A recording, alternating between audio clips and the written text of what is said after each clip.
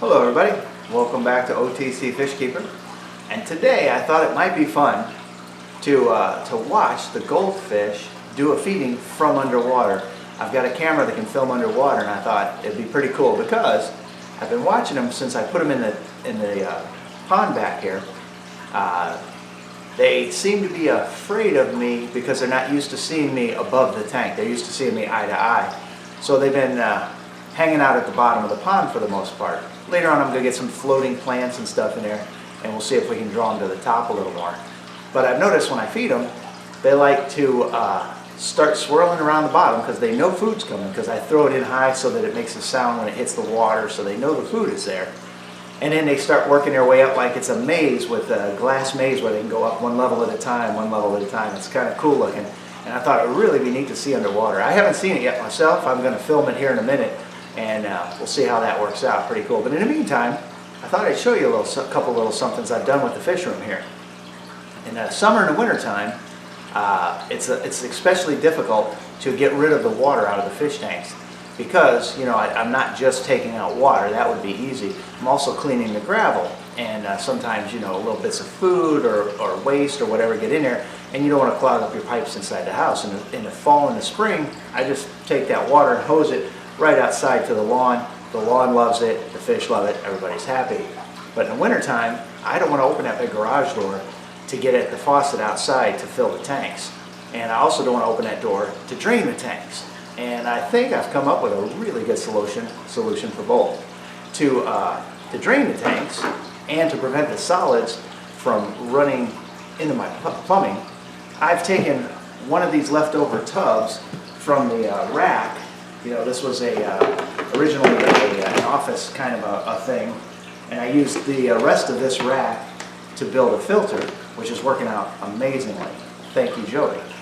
And then I decided I would take this one, and I poked just a couple of holes in the bottom there, enough to let water out, and then I can put it on this frame, which is conveniently plastic and also hollow on the bottom, and I'll simply put some filter fiber in there. I can run a hose into there, and then that way the fiber will catch any debris and nothing but water will come out the bottom. And I've got a drain here in my garage right here, and I can simply let it run down the drain with just water, which is great. And I can also use this upstairs in my bathtub. I have an extra bathtub, and then that way it won't clog that drain either. And I think it's a really nice fit.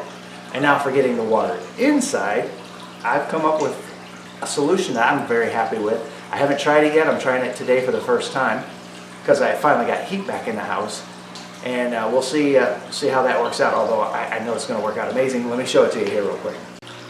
Okay, so here in the back of the garage, just past the goldfish pond, I had a plumber come in and install an indoor faucet, and I put it a few feet off the ground, about 4 feet up, because I'm tall and I don't want to bend over every time I have to hook that up and unhook it, because that's a constant thing.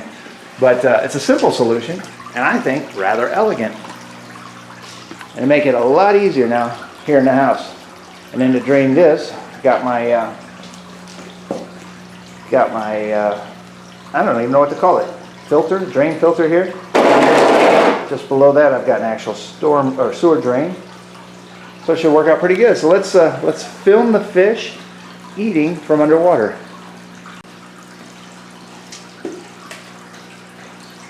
Okay, I put the camera in the pond, and I can see they're already starting to come up just from me being active around here, because they know I'm going to throw the food in.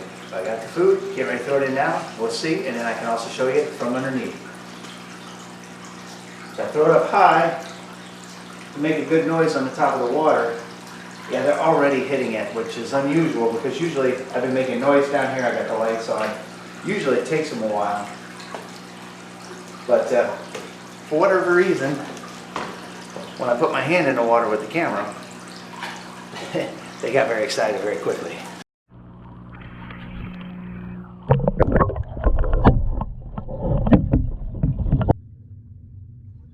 And as you can see, they're all hanging pretty low here, although they are coming up a little bit more than normal. But once that food hit the water, they're coming up much faster. But even still, they're a little tentative. Each one ventures a little further than the one before. but the food does bring them up for a snack. They are cool looking. I have noticed in this video though that my largest goldfish right in the back in the middle right there doesn't come all the way up for food. It's like he knows I'm watching, but he always was timid. Even whenever he was upstairs in the 265-gallon tank, he was always kind of laying low, and he would be more afraid of me than the other fish were. And he would always get a little less in the beginning, but as soon as I turned my back, he would load himself up really nicely. As you can see, most of that food is already almost gone. It will circle around a little bit. Some of it will get caught up near the filter, but the fish have even figured that out. And if I were to show a video later, you would see them going around the filter trying to clean out what bits were left around there, because it's too big as it is to get through the filter right away. Eventually, it'll get softer and it'll go into the filter, but I try not to put enough food in there for that to happen, but there's still some that gets in there. You can't stop them all.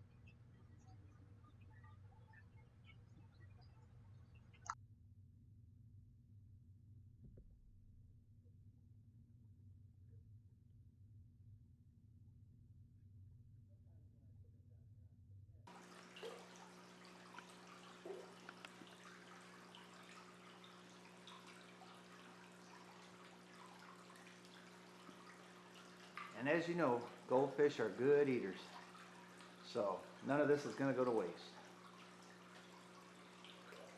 But you do got to be careful not to overfeed goldfish, because I don't know that they'll stop eating before they die. It's better to feed goldfish several small meals a day rather than one big one. Just give them what they can eat in about 5 minutes, and then do that a few times a day, and that's much better for them, because goldfish don't have stomachs in the traditional sense. Their food passes right through their system. It doesn't stop and hold on anywhere. But it's nice that they're cooperating for me today. They're really hitting that food quick and hard. Nice.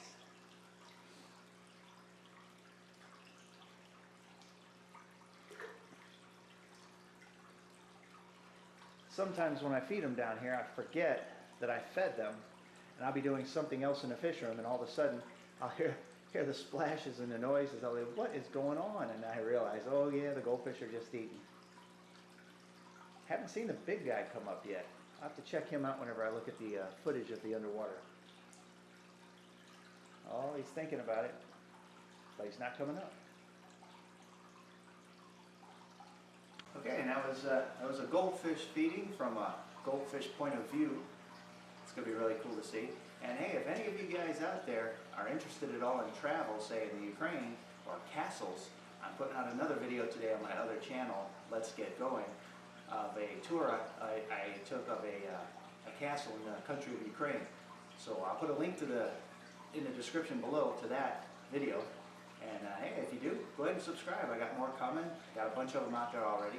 And also be sure to subscribe to this channel, because I got more fish stuff coming. Until next time, you guys have fun.